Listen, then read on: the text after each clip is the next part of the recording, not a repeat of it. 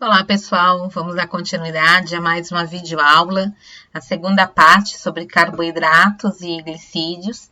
Nós terminamos a nossa videoaula no outro vídeo, falando sobre as ligações glicosídicas e como elas eram utilizadas, né, na formação de monômeros mais complexos, que seriam os oligosacarídeos e também os polissacarídeos, tá? Hoje nós vamos falar e relembrar alguns conceitos que a gente comentou também no último vídeo, que é em relação aos oligosacarídeos.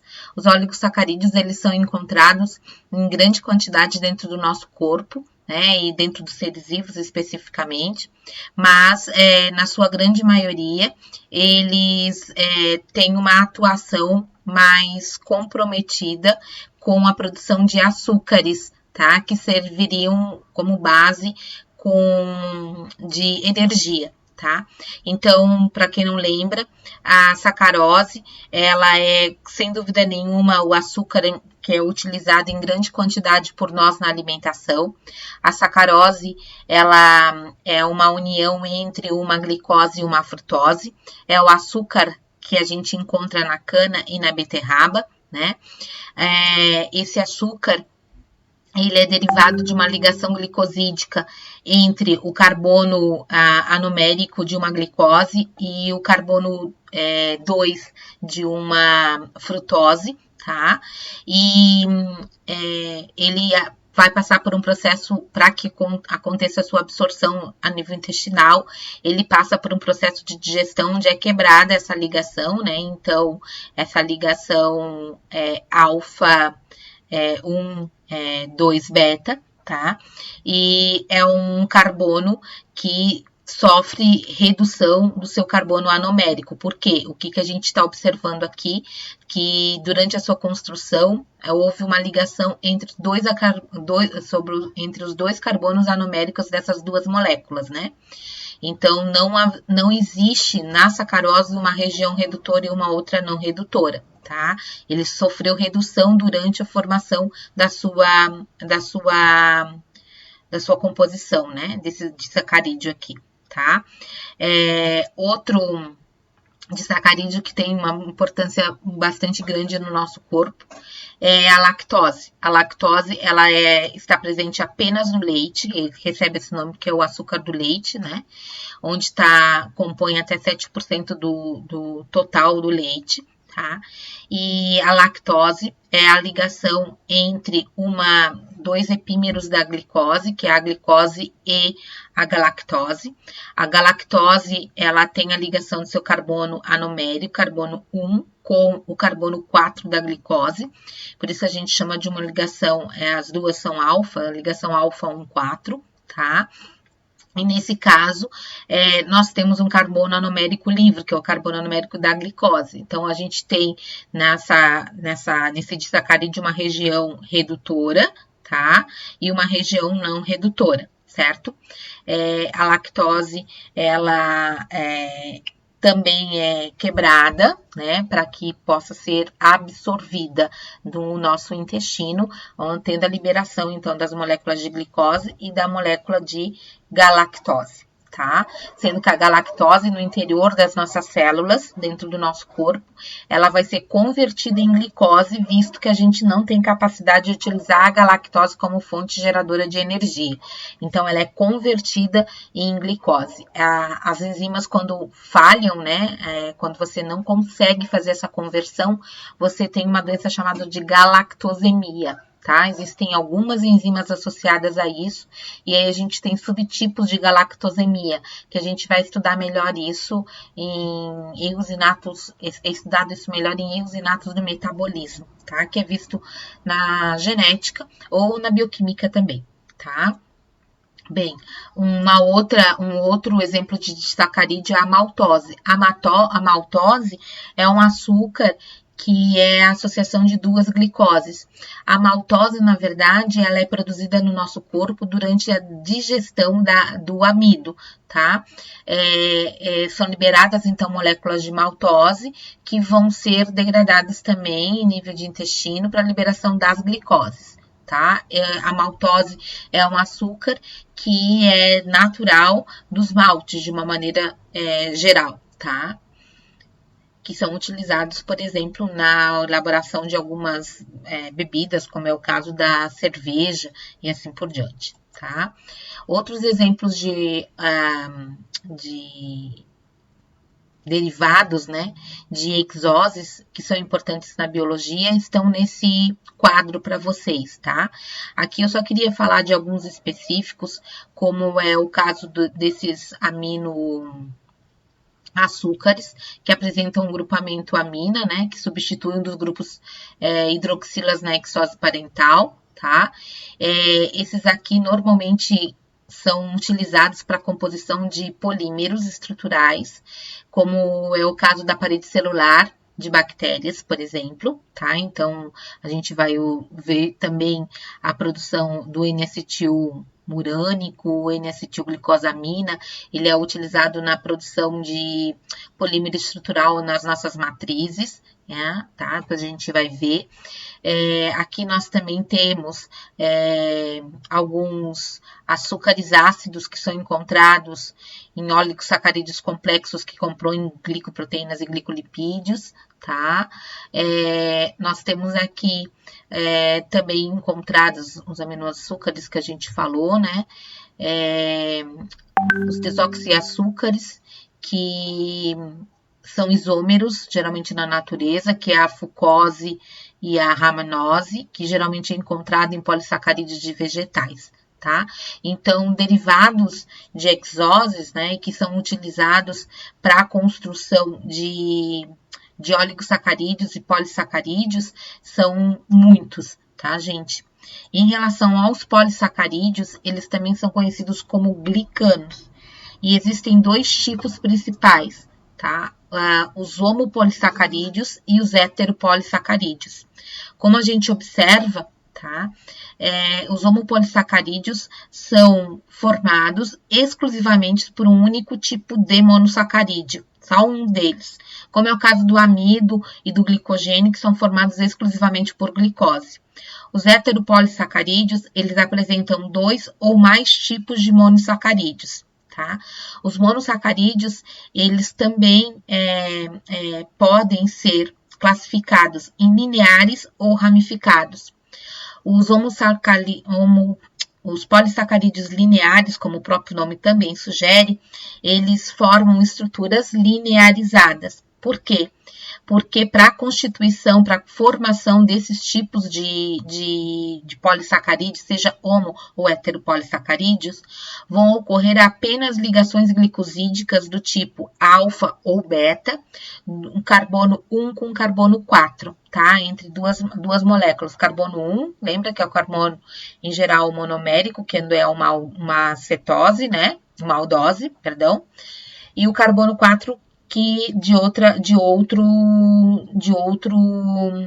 monossacarídeo, tá? Então, para formar uma estrutura linear, só vai ter ligações do tipo alfa ou beta entre o carbono 1 de um monossacarídeo e o carbono 4 do outro.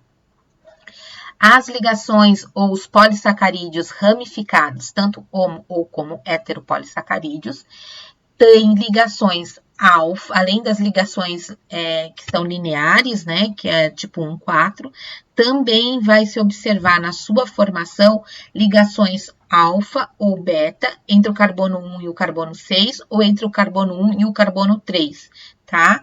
E nesse caso, sempre carbonos anoméricos estão participando aí da ligação. Nunca esqueçam, né? Tem que sempre ser o anomérico, que é o carbono 1, né? E os outros não necessariamente. Então, quando a gente tem ligações diferentes da ligação 1,4, nós temos a formação de ramificações nos polissacarídeos. Tá? Ao contrário das proteínas, os polissacarídeos, eles geralmente não têm massas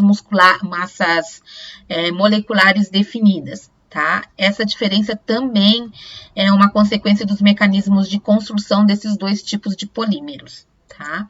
Em relação aos homo e polissacarídeos, né? Homo e heteropolissacarídeos, nós temos muitos deles com uma grande relevância, tá? Entre eles nós temos o glicogênio, o amido e a celulose, tá? Alguns com caráter e com função associada a depósito de energia, tá? E outros, como o caso da celulose, em relação à estrutural. Tá? Em relação aos homopolissacarídeos, nós temos então os polissacarídeos de armazenamento, como o amido e o glicogênio, e os polissacarídeos estruturais, como a celulose, a actina e os peptidoglicanos, tá? Ambos os polissacarídeos ocorrem, principalmente os de armazenamento, intracelularmente, tá? Em grandes agrupamentos ou grânulos que são formados, tá? As moléculas de amido e glicogênio são altamente hidratadas devido à grande concentração de hidroxilas, né? Porque expostas especificamente e que são disponíveis para formarem pontes ou ligações de hidrogênios com a molécula de água, tá? A celulose, actina e peptidoglicano, ao contrário, são polissacarídeos estruturais. Então, eles vão estar presentes extracelularmente, né, na parte geralmente externa da célula e estão associados à proteção das células onde eles estão presentes, tá? Em relação à função do armazenamento, vamos falar um pouquinho de cada um deles, tá? O amido é, sem dúvida nenhuma, o polissacarídeo mais abundante em relação à quantidade e à capacidade de armazenamento de energia, tá? Dos carboidratos, eu tô falando, tá, gente? Lembrem que uma molécula de gordura é absurdamente muito mais capaz de gerar energia do que de carboidratos, tá? Bem, o amido pode ocorrer de duas formas, tá? Ele é uma associação da forma que a gente chama de amilose com a forma que a gente chama de amilopectina, tá? Vamos ver a diferença entre elas. A amilose, ela tem uma massa molecular, de cadeias que variam de milhares até 1 milhão, tá? A amilose é uma cadeia longa sempre e não ramificada. Ela tem tamanho diferenciado, então, bem, que eu falei, de milhares a milhões, tá? E já a amilopectina também tem uma massa molecular bem elevada, que a gente chama, que chega até 200 milhões, mas ela, ao contrário da amilose, ela é altamente ramificada. Então, a amilose é uma cadeia longa não ramificada e a amilopectina, uma cadeia longa também, que é ramificada. Obviamente, na amilose a gente tem predominância, exclusividade, na verdade, por ela não ser ramificada, das ligações entre alfa ou beta 1,4, aqui especificamente a ligação alfa 1,4 entre duas moléculas de glicose, tá? E no caso da cadeia ramificada da amilopectina, nós vamos ter outros tipos de ligações. Então, aqui é a amilose, ó. Cadeia longa, não ramificada, ligações entre entre glicose sempre, né? O amido é um homopolissacarídeo, então ele tem apenas um tipo de molécula, que é a glicose. E aqui a ligação alfa 1,4, tá? Que pode ser quebrada por uma proteína chamada amilase ou pitialina, que estar contida na nossa saliva. Também nós temos a amilase, que que é produzida pelos enterócitos para terminação do processo de digestão que acontece lá no início do nosso intestino, especificamente no duodeno, tá? Então, a ligação alfa-glicosídica leva a amilose sempre a assumir uma conformação que é uma conformação mais elíptica, enrolada no seu próprio eixo, tá? Isso acontece e forma, então, normalmente, embora seja linear, forma essa estrutura, né, elíptica, com ângulos de aproximadamente 60 graus, tá? O que é importante que a gente saiba? Além da amilose, nós temos também a amilopectina, tá? Durante a formação da amilose, não esqueçamos que nós temos uma região não redutora e uma região redutora sempre, né? Sendo a região redutora aquela que contém um carbono anomérico, né? Da glicose, que é o carbono número 1, tá? E a ponta não redutora é aquela ponta onde você tem a hidroxila do carbono 4 livre para formar ou não uma outra ligação glicosídica, tá?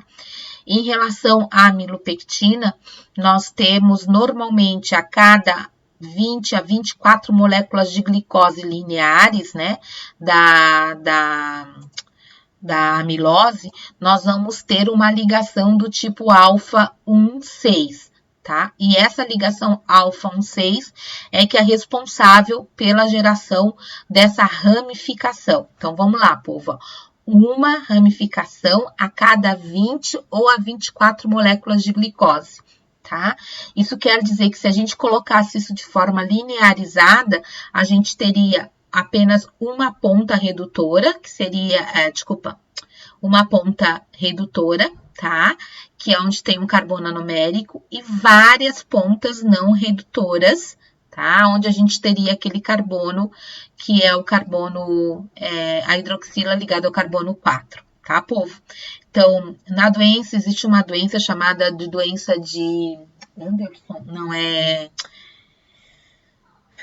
Doença de Andersen, não é Anderson, desculpa, que é causado pela deficiência de uma enzima, que é a enzima amilo 1,4,1,6 glicosidase, tá?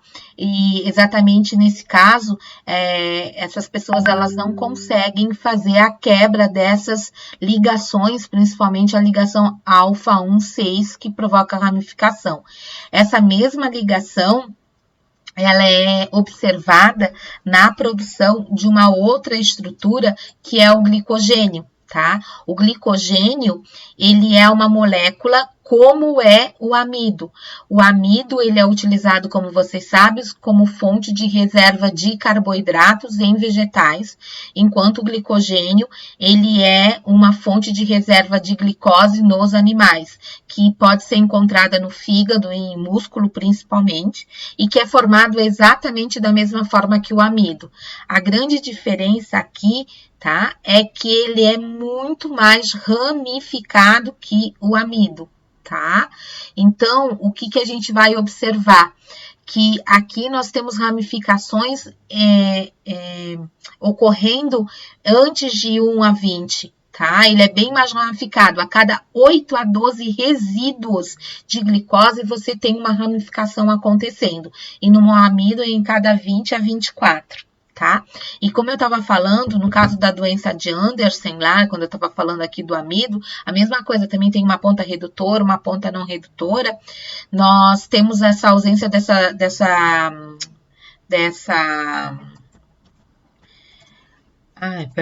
enzima, né, que é a glicosidase, né, enzima amilo 1,4,1,6 glicosidase, não acontecendo lá no fígado. E aí, a tendência é você ter um acúmulo desse glicogênio no fígado, tá? Que acaba levando ao que a gente chama de hepatomegalia, que é aumento do fígado.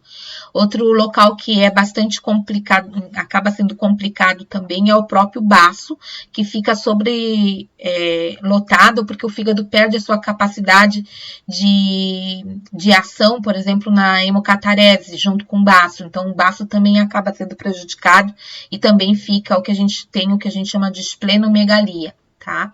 Além disso, a ausência ou a incapacidade nessa doença de Andersen de quebrar o glicogênio em células musculares causa também alterações musculares e neurais bastante graves e variadas. Tá?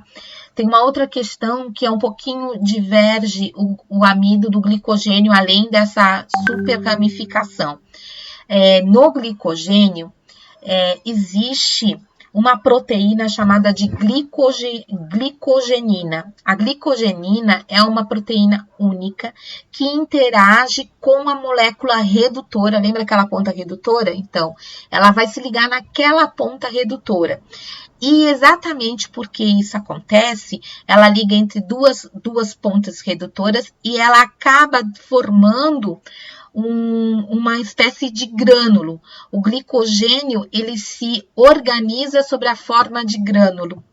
Por que que isso acontece, tá? Para vocês terem uma ideia,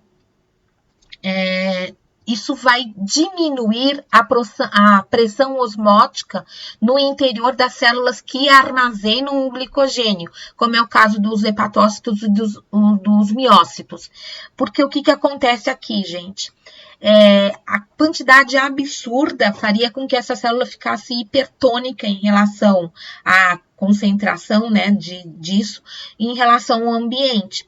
Com o fato de você ter a formação de grânulos, parece que cada grânulo é uma molécula só, tá? Então, isso diminui a pressão osmótica nos hepatócitos e nos miócitos, tá? Então, a pressão exercida por uma molécula de glicogênio é a mesma que a de uma molécula de glicose. Veja só que loucura. Por isso que essas células, elas têm uma capacidade de armazenamento muito grande de glicogênio, tá? Nos hepatócitos, 0,4 molar de glicose estão sob a forma de glicogênio, tá? E isso equivale a uma concentração mais ou menos de 0,01 micromolar, tá?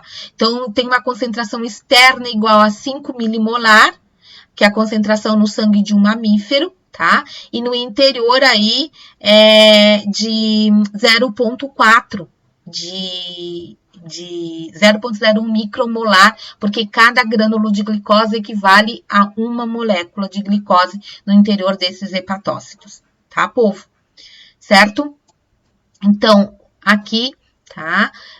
Mostrando, então, a forma, né, de organização do glicogênio, tá? E da amilopectina, que é uma base de amilopectina e amilose. Bem, a amilose, eu já havia falado quando eu falei aqui da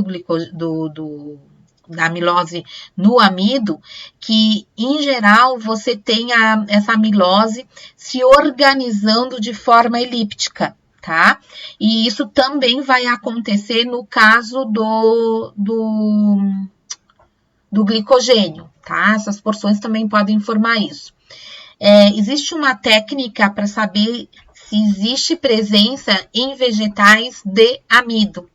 Essa técnica é baseada exatamente nessa estrutura formada pela amilose, que acaba retendo iodo. Então, como é que isso acontece?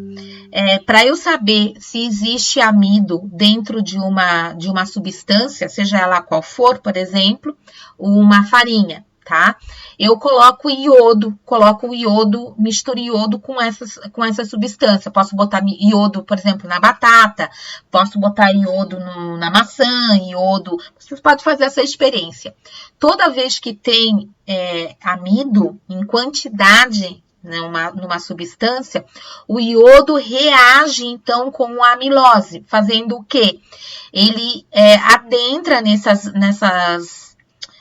voltas, né, da amilose, se concentra ali e acaba, então, modificando a coloração daquele componente. Então, aqui está mostrando a reação que acontece, né? Aqui tem uma farinha e aqui tem o sal. Então, quando eu coloco o iodo no sal, que não tem amido, o iodo fica com a sua coloração normal, que é a coloração mais amarelada, né? Quando tem amido, você então converte e a coloração do iodo fica bem escura. Quanto mais amido, mais escura fica essa coloração, tá? Então, os polissacarídeos que são utilizados como armazenamento podem ser detectados a partir de uma reação bem simples com as moléculas de iodo, tá? Bem, além dos homopolissacarídeos de armazenamento, como o amido e o glicogênio, então, a gente já falou deles. Nós também temos polissacarídeos que são estruturais. E dentre esses, então, nós temos esses 3 tipos, celulose, quitina e o peptido glicano. Vamos falar um pouquinho sobre cada um deles, tá? A celulose é um homopolissacarídeo linear e não ramificado, tá? Ele é constituído por 10 a 15 mil unidades de glicose, mais ou menos. e ele é exatamente por ser ter uma formação linear, ela é uma substância fibrosa, absurdamente resistente e também insolúvel em água, tá? As ligações que ocorrem entre essas glicoses ocorrem entre uma ligação beta, do tipo beta 1,4, não do alfa. E aqui é bem interessante e importante que a gente entenda que, embora tenha uma diferença no número, né, de componentes de uma celulose para um amido, por exemplo, né, os dois são formados por ligações glicosídicas, são formadas são homopolissacarídeos e são formados por glicose. Mas a ligação é diferente. Num é uma alfa ligação, né, entre a molécula 1 e o 4, e essa é beta. A celulose, ela é incapaz de ser digerida nas nossas células, tá? Lá no nosso intestino. Por quê? Porque nós não temos uma enzima que faça a quebra dessa ligação beta 1,4. Nós só temos uma enzima que faz essa quebra, essa degradação de uma ligação alfa 1,4. A questão da insolubilidade, né, ela também se deve, né, as pessoas poderiam pensar, poxa, mas o amido, ele é solúvel, né, por que aqui existe uma insolubilidade? Porque aqui, tá, nós vamos ter as pontes de hidrogênio ocorrendo entre as moléculas de glicose, tá, e isso vai fazer ou diminuir a sua capacidade de solubilização, assim sendo, tá? Então, aqui a gente vai ver uma fotinho, né, de uma figura, na verdade, onde a gente observa esses feixes lineares de ligação, tá? E exatamente porque nós temos ligação de hidrogênio entre as moléculas formadoras da celulose, é muito comum a gente formar, então, esses feixes, essas fibras de celulose. Tá? Então, a presença do ponte de hidrogênio entre essas moléculas aumenta a rigidez em relação à permeabilidade e também em relação à resistência aos impactos que essa molécula pode surgir, tá? Nós não conseguimos, como eu falei, hidrolisar esse tipo de ligação. Tá? Nas plantas aquáticas, existe uma menor concentração de ligações de hidrogênio entre as moléculas formadoras da celulose, tá? Os únicos animais que conseguem hidrolisar, né, são os ruminantes, né? Vaca, boi, girafa e algumas bactérias. Então, algumas bactérias podem também hidrolisar moléculas de celulose. Senão, ela é absurdamente estável, tá? E bastante resistente, ok, gente? Então, normalmente é formada uma fibra de celulose por várias cadeias estendidas lado a lado que se ligam entre elas, formando ligações de hidrogênio intercadeia e intracadeia também, tá? Vamos ver se eu tenho aqui, demonstrando como é que ocorre isso. As ligações de hidrogênio intracadeia são feitas dentro das moléculas e entre as moléculas da mesma fita mesmo, né? Do mesmo filamento, digamos assim. E inter, né? Que é o que está mostrando aqui, ó. Que nós teríamos uma ligação, uma fileira, né? De glicoses formando uma molécula de celulose, aqui outra molécula de celulose, e a ligação entre elas, tá, povo? Então, exatamente o fato de elas serem insolúveis em água e serem bastante resistentes faz com que a celulose ela seja muito utilizada nas indústrias, né? Como indústria de papelão e também utilizada para material de isolamento. É utilizada também para fazer tecidos como algodão e linho, tá? É matéria-prima também para celofane e para seda artificial, tá? Então, a celulose é absurdamente importante, não como uma fonte de energia, mas como uma fonte para a indústria de uma maneira geral. Além da celulose, um outro polissacarídeo com função estrutural é a actina. A actina, ela também é formada de cadeias lineares, tá? Forma essas fibras estendidas, similares ao que tem na celulose, só que também não é digerível em vertebrados, mas ela é encontrada em animais, tá? Em animais, em artrópodes principalmente, dentro dos artrópodes dos insetos, tá? E tem uma diferença química em comparação com a celulose, que é a substituição de um grupo hidroxila no carbono 2 por um grupo aminoacetilado. Tá? Então, essa é a diferença. Então, vejam aqui, né, em vez de nós termos glicoses, né, nós temos dentro um tipo específico de hexose, onde você tem essa troca de uma hidroxila por esse carbono, nesse carbono que é o carbono 2, por um grupo aminoacetilado, tá? Grupo amina e aqui um grupo acetil. Tá? E o que a gente vai ver? Então, esse hexose associado a uma glicose, essa hexose associada a uma glicose. É o segundo polissacarídeo mais abundante na natureza depois da celulose, tá? Visto que os artrópodes, eles são um grupo maior quantidade de animais, tá? Para vocês terem uma ideia, nós temos só no caso, nos insetos, né? Mais de 1 milhão de espécies aí, né, já catalogadas, só num dos grupos dentro dos artrópodes. Então, estima-se que tenha assim, mais de 1 bilhão de toneladas de quitina que estejam sendo produzidas anualmente. Tá? Ela é um exoesqueleto, é utilizado como exoesqueleto, então demonstra, assim, obviamente, a grande resistência que existe nesse polissacarídeo estrutural. Tá? Ao contrário, aqui nós não temos um tipo só, lembrem, de molécula, né? Nós temos 2 tipos, então aqui a gente tem um heteropolissacarídeo, tá? E a ligação ocorre, é uma ligação beta 1,4. Lembram, nós não temos enzimas que fazem isso. E a actina especificamente, ela é utilizada em grande quantidade em algumas medicações, para que o fármaco ele seja liberado aos poucos. Então, é ligado a pedaços, né, estruturais de quitina.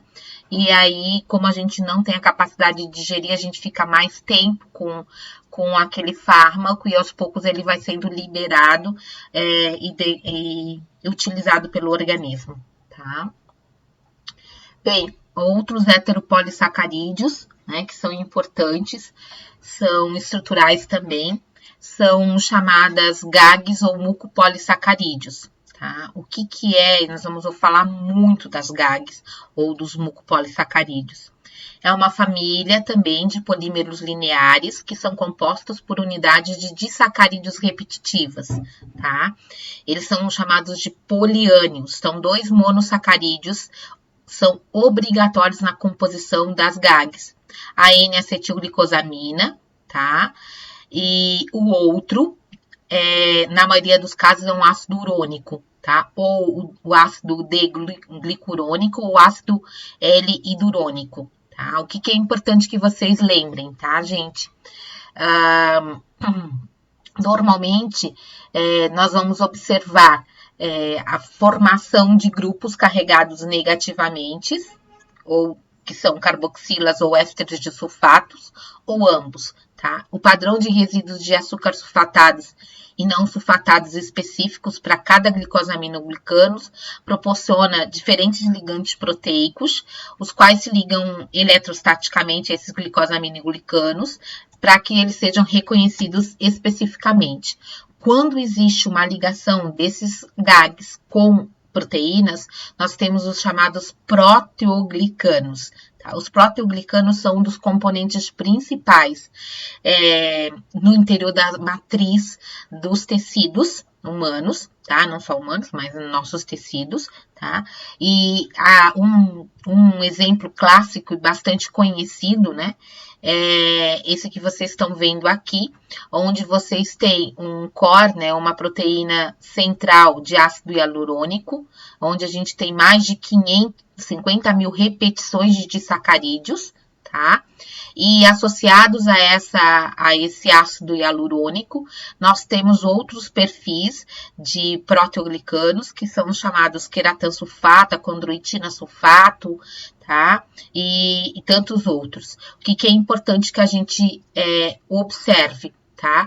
Essa estrutura, ela é essencial para, primeiro, dar consistência aos tecidos, principalmente os tecidos conjuntivos, onde eles estão em maior concentração.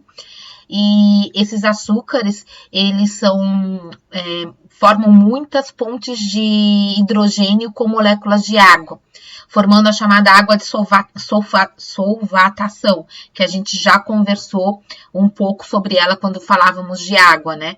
É uma água que fica no tecido imobilizada sobre a forma, né, de camada que se exterioriza em cima sobre essas moléculas aí. Então, é a forma melhor de manter a água no tecido e dar essa consistência típica do tecido conjuntivo, que parece literalmente um colchãozinho, né? Como a gente vê, por exemplo, na nossa pele. Tá? Como eu havia comentado, o polissacarídeo, os GAGs da vida, né? Eles apresentam, principalmente na sua constituição, o chamado ácido hialurônico, tá? Outros glicosaminoglicanos diferem do ácido hialurônico, geralmente em 3 aspectos. São polímeros mais curtos e são convalentemente ligados a proteínas específicas, formando os protoglicanos. E uma ou duas subunidades monoméricas são diferentes daquela do ácido hialurônico, tá? Então, o que é importante que a gente saiba aqui? Que está mostrando para vocês o ácido hialurônico, o hialuronato, como eu falei antes, que é o que a gente chama de um policarboxilado. O que é isso? O ácido hialurônico, ele tem em torno de 50 mil repetições daqueles resíduos de disacarídeos, né?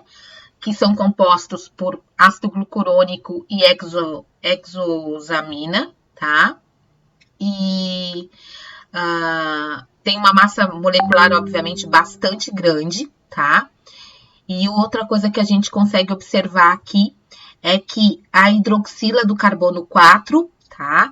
Ela tá abaixo do plano geométrico da molécula e a amina, o grupamento amina, tá ligada ao carbono, que é esse carbono Czinho aqui, ó, esterificado, tá? Bem, o que a gente sabe em relação ao ácido hialurônico é basicamente, ou seja, né, que ele é um polissacarídeo, não é ramificado, ele tem alternadamente disacarídeos formados por resíduos de ácido glicurônico e exosamina, tá? Ele é um policarboxilado. O que é isso? Policarboxilado é porque ele tem grande concentração desse radical aqui, né? Que é o COO-, certo? Então, nós vamos observar a capacidade de organização, que é do ácido glicurônico aqui, tá? E em grande quantidade, resíduos sempre dois desses, mais dois desses, mais dois desses, mais dois desses, tá? Existem outros GAGs que não são formados pelo ácido hialurônico, como é o caso da condroitina 4-sulfato. Na condroitina 4-sulfato, nós temos a ligação, os disacarídeos que formam essa unidade, é o ácido glicurônico e o N-acetilgalactosamina, tá? A condroitina 4-sulfato, ela normalmente está associada ao estímulo de condrócitos. Condrócitos são as células do nosso tecido cartilaginoso e os condrócitos, eles estão associados à síntese da matriz, tá? A matriz do colágeno, é riquíssima em colágeno, riquíssima em proteoglicanos, tá? O que é importante que a gente saiba? A condroitina é a mais importante glicosamina glicana nas articulações humanas e nos tecidos conjuntivos e tem um papel bastante importante, como eu falei, na organização das cartilagens. Por isso que é importante nas articulações, tá? Enzimas destrutivas, tais como a elastase, que são produzidas por leucócitos humanos, e também a hialuronidase, são inibidas pela condroitina. Tá? O sulfato de condroitina é um dos principais componentes, então, de cartilagens e é caracterizado também, como lá no ácido hialurônico, por sua capacidade de fixar a água nesses tecidos, tá? Que função essa que permite, obviamente, assegurar as propriedades mecânicas e funcionais dos componentes que possui, como é o caso da cartilagem, tá? Também é presente na córnea e em vasos sanguíneos. Nós temos um outro GAG, que é o queratansulfato, que é formado por uma associação de galactose e N-acetilgalactosamina, 6S, tá? O queratansulfato, ele, ao contrário da condroitina sulfato, é observada também no disco intervertebral, tá? Tanto a condroitina como o queratansulfatos, eles são o que a gente chama de policarboxisulfatados, tá? O que significa isso? Eles têm esse componente carboxil aqui, como também tem um componente onde se encontra o enxofre, tá? Então, a gente vai observar a presença, principalmente no caso da condroitina 4-sulfato, desses dois componentes, então ele é chamado de policarboxsulfatado, tá? E no caso somente do queratansulfato, tá? Nós temos a ausência, né, da parte do policarboxi, e ela é considerada uma molécula exclusivamente sulfatada. Então, ela é uma polissulfatada, tá?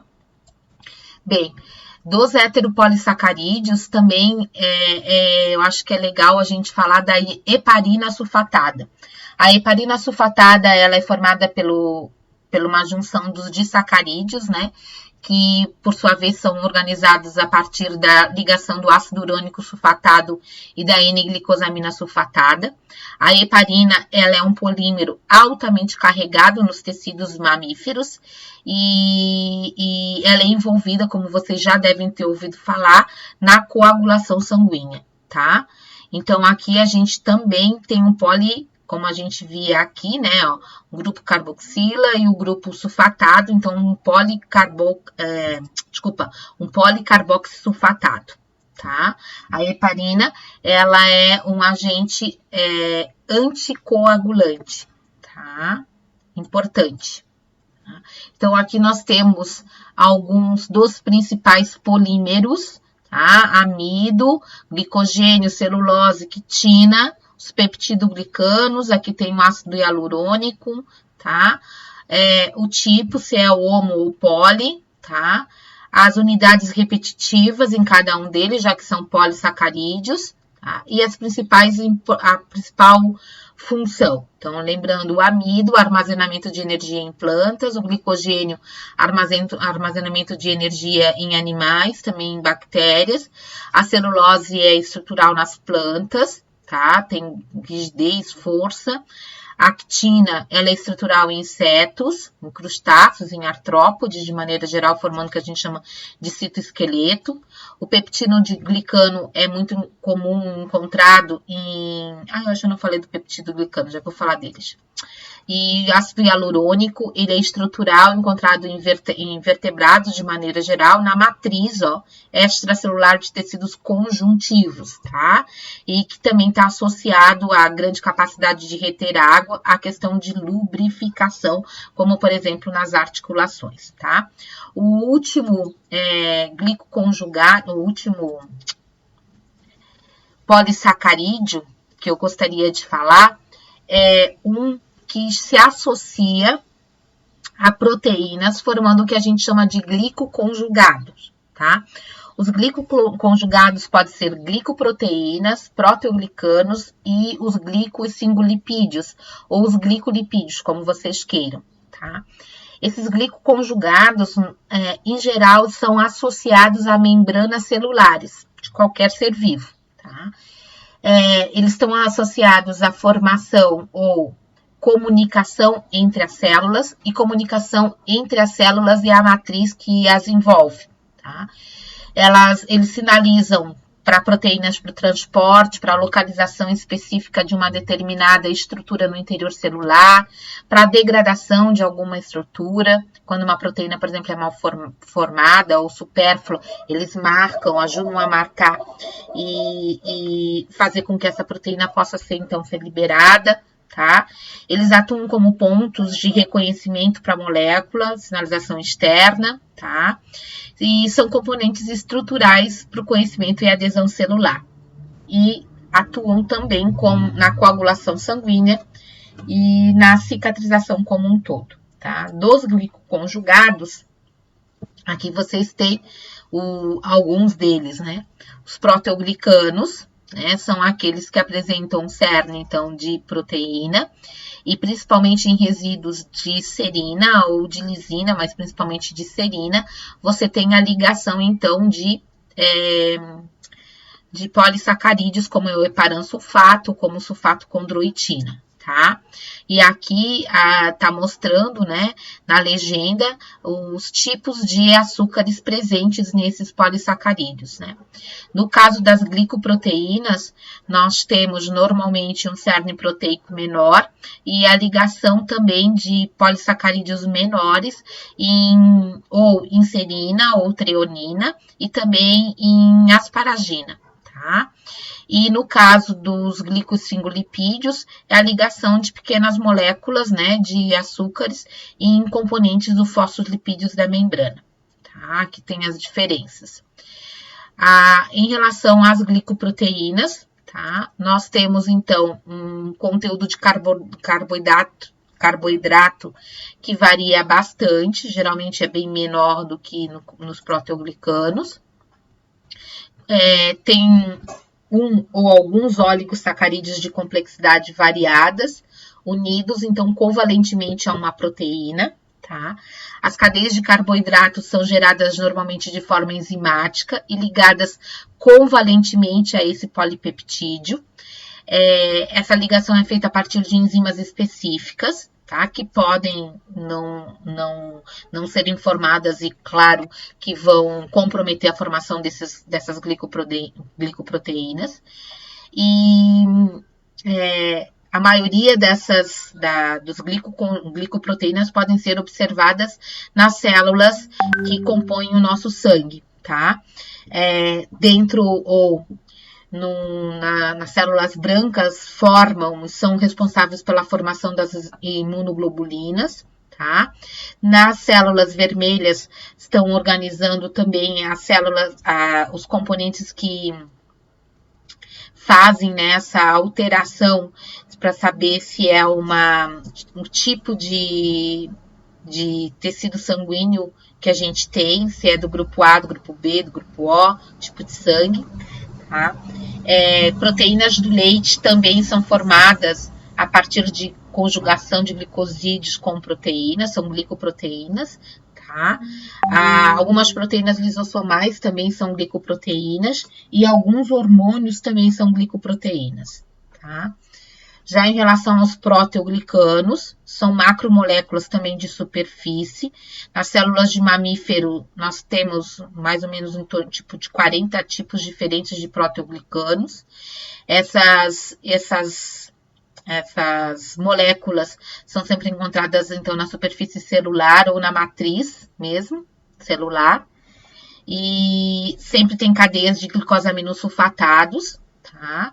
E a cadeia de glicosaminoglicano pode ligar-se a proteínas extracelulares por meio de interação eletrostática entre a proteína e os açúcares, que normalmente são carregados negativamente. Tá? Então, eu mostrei para vocês um exemplo clássico de proteoglicano aqui, que é formado a partir da associação do ácido hialurônico com outros, né? Normalmente eles têm essa forma de escova de garrafa, com essas cerdas que correspondem à parte dos açúcares ligado ao ácido hialurônico, tá? O ponto para ligação é sempre o resíduo de serina, ao qual o glicosaminoglicano é unido por meio de uma ponte, que é geralmente uma ponte tetrassacarídica, tá?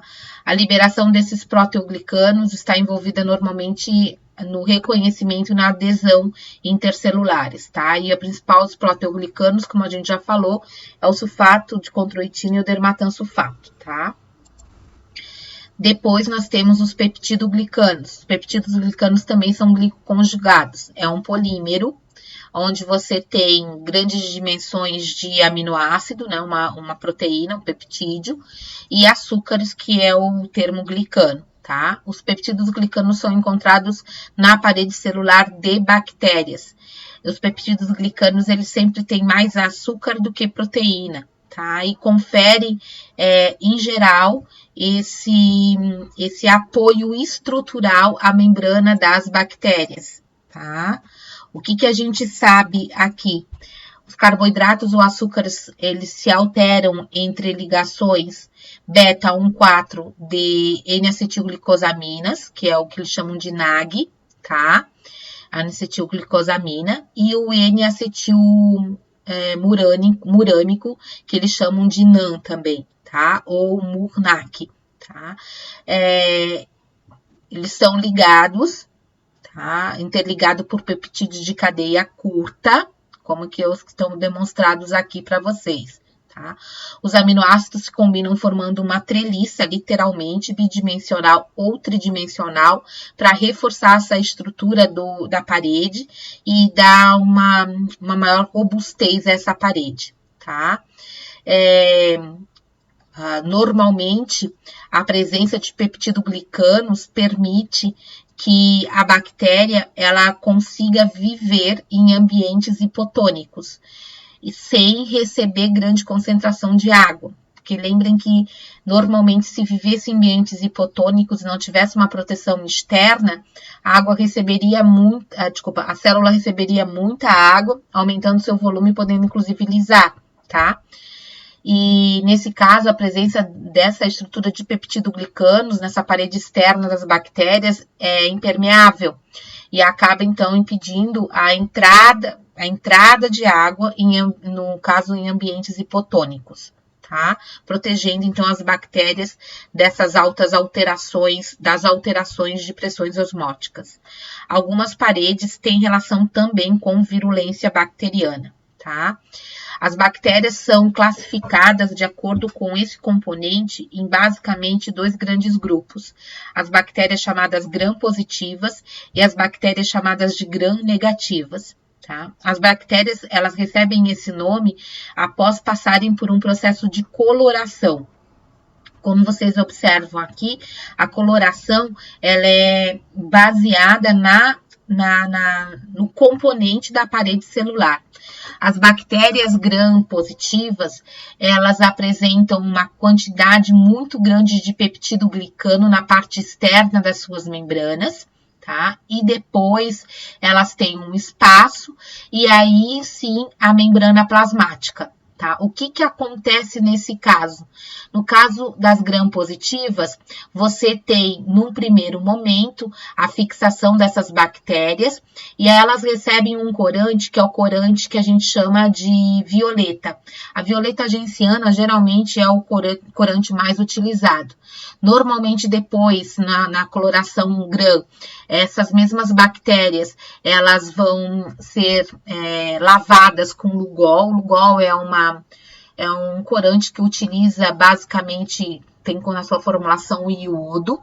Geralmente depois é lavada essa lâmina e é aplicado aqui um último corante, que seria um corante com uma coloração mais rosa, tá? E aí, o que a gente vê nas bactérias gram-positivas? As bactérias gram-positivas, elas recebem o primeiro corante, o citoplasma é todo corado, e posteriormente, mesmo que você utilize aqui, né, a lavagem, você não tem a entrada dessa água para fazer essa lavagem, tá? E aí, o que vai acontecer? Esse corante primeiro não vai sair, então o próximo não vai entrar também, ou seja, a gente vai ter as gram-positivas sempre ficando mais violetas, tá? Já as gram-negativas, como vocês observam, elas apresentam uma quantidade bem menor de peptidoglicano, tá? E geralmente tem uma membrana mais externa, rica em oligopolissacarídeos e também em outras proteínas, e a concentração aqui de peptidoglicanos é bem menor. E exatamente por causa disso, depois dessa lavagem, essas bactérias geralmente perdem a coloração inicial, que foi dada pelo violeta e foi fixado pelo Lugol, e acabam adquirindo a coloração do último corante, que seria esse corante mais rosado aqui, tá? Então, exatamente por isso, a gente consegue, usando essa técnica, a gente consegue observar a ação que tem essa parede de peptidoglicano, tá? Outra questão importante, né, em saber se uma bactéria ela tem uma parede mais grossa, né, de peptidoglicano, ou seja, é uma gram-positiva ou gram-negativa, no próprio tratamento, tá? Vocês sabem que as bactérias, elas são normalmente eliminadas do nosso corpo, né, por medicamentos que a gente chama de antibióticos. Os antibióticos têm vários modos de ação, como está demonstrado aqui nessa parte desse slide, parte direita.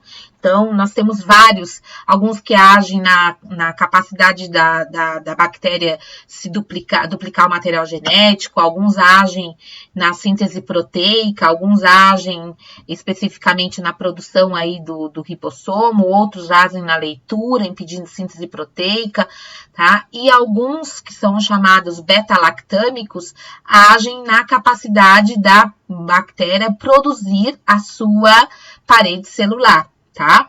Esses antibióticos, que são chamados beta-lactâmicos, como a vancomicina, como as penicilinas da vida, geralmente são derivados de penicilina, tá? Eles impedem a produção de peptidoglicanos. E quando você impede a produção de peptidoglicanos, tá? Você acaba... Opa, volta aqui. Você acaba fazendo com que essa bactéria, que são as gram-positivas, elas percam a sua proteção estrutural que é dada pela parede, tá? E exatamente por causa disso, elas são, então, mortas com facilidade, tá? Então, esse é uma das formas que é utilizada, tá ok? É claro que vocês já ouviram falar que nós temos bactérias resistentes, né? Então, existem algumas bactérias que produzem beta-lactamases, tá? Ou seja, que produzem enzimas que degradam esses tipos de antibióticos e fazendo com que eles não tenham uma ação, obviamente, nelas, tá? Outra coisa importante, no caso, na lágrima, no leite, na saliva e no muco, nós temos uma substância chamada de lisozima. A lisozima, ela também ataca o peptidoglicano nas paredes das bactérias, tá? Ela ataca especificamente essa ligação beta-1,4 que a gente vê unindo, né, a N-acetilglicosamina ao ácido N-acetilmurâmico, tá? Então, vai destruindo isso e vai impedindo, então, a produção do peptidoglicano, tá? É uma outra forma que a gente vai observar de eliminação da parede das bactérias, tá? Bem, os últimos carboidratos conjugados, eu queria falar das proteínas associadas especificamente aos grupos sanguíneos, né? São proteínas glicosiladas que a gente chama, né? Aproximadamente metade de todas as proteínas de mamíferos são glicosiladas. A gente falou da glicosilação que ocorre no retículo endoplasmático e também glicosilação que ocorre no complexo de Golgi, tá? Cerca de 1% de todos os genes de mamíferos, para vocês terem ideia da importância disso, né? Codificam enzimas que estão associadas à colocação, então, de cadeias de oligosacarídeos em proteínas, ou seja, de glicosilação, tá? Dentre as glicoproteínas que que a gente normalmente comenta, né? A gente falou lá da N-glicosilação que ocorre no interior do retículo e da O-glicosilação que ocorre no interior do complexo de Golgi, tá? A N-glicosilação nos retículos ocorre normalmente na asparagina, tá? E a O-glicosilação ocorre em resíduos de treonina ou de serina, tá? Outra coisa importante que a gente sabe que esse processo de glicosilação é essencial para o enrolamento das proteínas, que é a base para que elas funcionem, né? Então, a maioria, por exemplo, das proteínas presentes no soro sanguíneo são glicoproteínas, tá bom? O carboidrato nas glicoproteínas constitui de 1 a 70% ou mais da massa da glicoproteína especificamente, tá? E, como a gente viu, o carboidrato geralmente é ligado por meio do seu carbono nanomérico, tá? Por uma ligação glicosídica com a hidroxila de um resíduo, então, ou da serina ou da treonina, no caso da O-glicosilação, ou da asparagina, né? No caso da N-glicosilação, tá? Que outra coisa que a gente sabe? Qual que é a vantagem disso? Essas glicoproteínas são altamente hidrofílicas, bastante, tá? Elas podem alterar a polaridade e a solubilidade das proteínas das quais elas estão conjugadas, tá? E outra coisa importante é que elas servem como marcadores de destino, né? Então, todo o processo de dinâmica no interior celular e também na parte externa é associado a glicoproteínas, tá? E dentre as glicoproteínas, eu queria falar de uma específica, tá? Cuja função é proteger, né, a superfície da célula. Lembra que a gente falou que o excesso de glicoproteínas protege da superfície celular, né, que é o que está mostrado aqui. Nós temos uma cadeia, literalmente, de carboidratos sobre as microvilosidades lá nos enterócitos. Tá? Então, as células, principalmente as animais, né, são sempre recobertas com esses açúcares.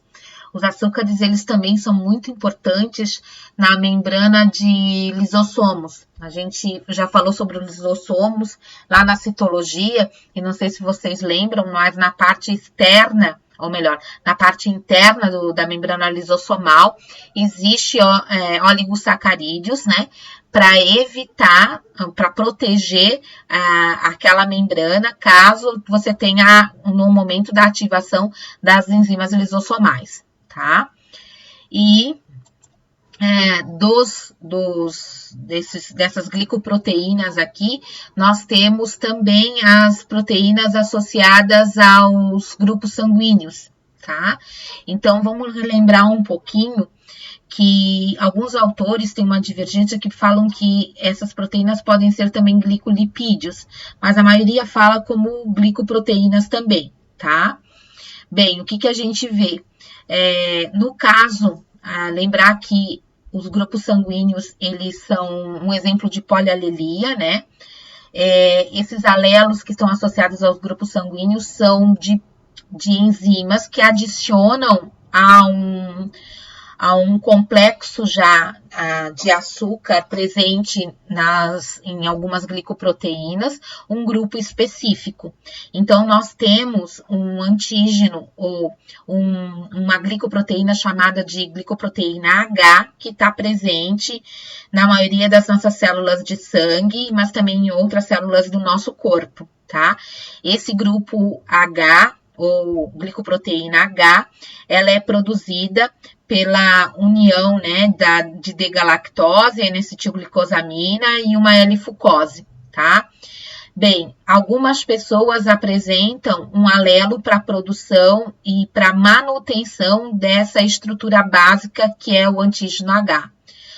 O alelo que para isso geralmente é chamado de alelo isino, ele é um alelo recessivo. Mas nós temos outros dois alelos, o alelo A e o alelo B. O alelo A, ele vai ser a base para a produção de uma enzima que adiciona a essa estrutura H uma N-acetilgalactosamina. Ao adicionar essa N-acetilgalactosamina, nós temos a formação de um aglutinogênio que a gente chama do tipo A. Todas as pessoas que possuem essa glicoproteína aqui são chamadas, então, pessoas do grupo A. Nós temos esse alelo, né, que produz essa enzima que liga essa N-acetilgalactosamina. Ele é dominante sobre aquele que produz, o izinho lá, que produz ou que não modifica a estrutura que a gente chama de estrutura H. E o terceiro alelo, ele é um alelo que, ao ser expresso, produz, então, uma proteína enzimática que associa a esse grupo H uma D-galactose. Quando isso acontece, a gente forma, então, um aglutinogênio do tipo B, e as pessoas que o possuem são, então, chamadas pessoas do grupo B, tá? E esse alelo, ele é também dominante sobre aquele que não varia a estrutura H, mas ele exerce uma relação de codominância com o alelo que está associado à proteína ou ao aglutinogênio A. Sendo assim, existem algumas pessoas que podem coexpressar esses dois alelos e produzir tanto aglutinogênio A quanto aglutinogênio B, e aí essas pessoas são chamadas pessoas do grupo AB, tá? Então, aqui está demonstrando, né, como uma glicoproteína pode alterar, né, a identidade celular e que pode ser utilizada, obviamente, então, como fonte para identificação de um grupo específico. Lembrando que o grupo ABO é um dos grupos dos vários sanguíneos. Tem o grupo MN, tem um grupo do H positivo, H negativo, RH, tem várias outras, né, glicoproteínas possíveis aí, tá? Bem, por último, nós temos os glicolipídios, que são também encontrados na superfície das membranas plasmáticas, tá? E lembrar que as membranas são assimétricas, né? E a presença dos glicolipídios aumenta essa assimetria, porque eles são exclusivos da parte externa das membranas, né? Nessa monocamada que a gente chama de citosólica, tá? Muitas vezes eles formam o que a gente chama de microdomínios, ok? Ou seja, eles se acumulam em algumas regiões da membrana. Os gangliosídeos são lipídios de membrana de células eucarióticas, no quais um grupo polar, que é a parte do lipídio que forma a superfície externa da membrana, e é um oligosacarídeo bastante complexo que contém um componente glicídico que a gente chama de ácido siálico, tá? O ácido siálico, ele tem uma função muito, muito importante no reconhecimento de patógenos, tá? Muitas vezes, glicolipídios estão associados à capacidade de você ter interiorização de patógenos no ambiente celular, tá? Então, vocês vão ouvir falar de vários tipos de glicolipídios. Alguns autores, como eu falei para vocês, consideram os grupos sanguíneos como glicolipídios, tá, gente? É importante que vocês lembrem disso, tá? A interação proteína-carboidrato, tanto ligada a glicoproteínas ou glicolipídios, também são essenciais, por exemplo, na intermediação de eventos de ligação célula-célula, que é, por exemplo, o que acontece quando a gente tem a diapedese. Tá? Nesse caso, nós temos proteínas endoteliais, que são chamadas de selectinas, que se ligam, né, a proteínas ou a glicoconjugados na membrana dos nossos leucócitos, e uma vez havendo reconhecimento de que eles são realmente, né, leucócitos, permite então um processo que a gente chama de diapedese. Essas lectinas são encontradas em todos os organismos, então são proteínas que se ligam a esses carboidratos com alta especificidade e de moderada a alta afinidade, tá? Bem, outra coisa que eu gostaria de mostrar aqui para vocês é a função de reconhecimento em relação aos vírus, ó, que eu falei, vírus, bactérias, leucócitos utilizam esses glicoconjugados de membrana para poder serem interiorizados, tá? Ou para colocarem as suas toxinas, tá? Então, com certeza vocês vão estudar bastante. E os açúcares especificamente estão sendo muito comentados atualmente no que a gente chama da era da glicobiologia. Bem, nós temos várias eras aí, né? Mas já ouvimos, com certeza vocês já falaram do genoma, do transcriptoma, do proteoma, do metaboloma, tá? E agora a gente está no tal do glicoma. O glicoma é um estudo que está sendo feito em relação ao conteúdo total de carboidratos simples e complexos em um organismo. Exatamente porque se sabe que esses carboidratos, eles são associados à identidade, tá? E esse glicoma é estudado, então, né, com o objetivo de gerar dados que permitam que a gente classifique com exatidão melhor regiões, células corpóreas ou mesmo os indivíduos, tá? Um exemplo de estudo que está sendo feito com a glicômica em relação à carne vermelha. Eu acho que eu já comentei isso com vocês, mas como diz, né, toda vez que a gente ouve uma coisa que já foi falada, serve para a gente ter certeza do que a gente conhece e também para aprofundar, às vezes, melhor ou mais o nosso conhecimento. Então, em relação à carne vermelha, vocês sabem que muitos estudos já foram feitos para entender como que a carne vermelha está associada a algumas doenças, tá? Como é o caso da arteriosclerose ou doenças inflamatórias.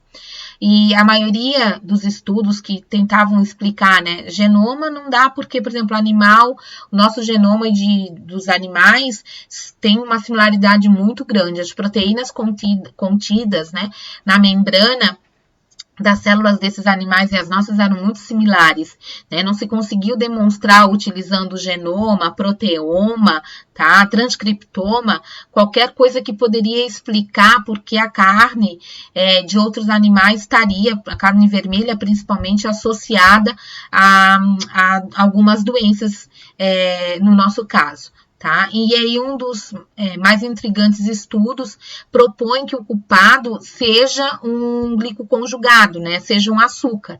Esse açúcar recebeu o nome de N-glicolil neuramínico não humano, tá? Ou NEL5-GC, tá? O que ele faz? Esse açúcar é encontrado em todos os mamíferos, menos em humanos. Foi a única coisa que diferiu, tá? E aí o que acontece? Exatamente por isso ele se torna um antígeno, que é reconhecido como estranho, e por ser reconhecido como estranho, as nossas células tendem a querer eliminá-lo. E querendo eliminá-lo, a gente amplia, né, nossa capacidade, a gente tem uma hiperresposta, e isso pode estar associado a quadros hiperresponsivos para gerar inflamação, que é um dos grandes problemas associados a diabetes e arteriosclerose, por exemplo. Tá? Então, isso é só para dar um exemplo de como, com certeza, vocês vão estudar alguma coisa referente ao conteúdo de carboidratos dentro de uma célula ou de um ser. Tá? Bem, gente, eu acho que é isso em relação a carboidratos, principalmente os carboidratos complexos, né? Os carboidratos conjugados a outras moléculas, basicamente o que nós visualizamos nesse vídeo. Qualquer dúvida, por favor, entre em contato por e-mail ou nos comentários. Agradeço muito mais uma vez a paciência por estarem aqui 1 hora comigo visualizando. Anotem, por favor, as dúvidas para que a gente tire na web. Tá? Um abraço e até a próxima.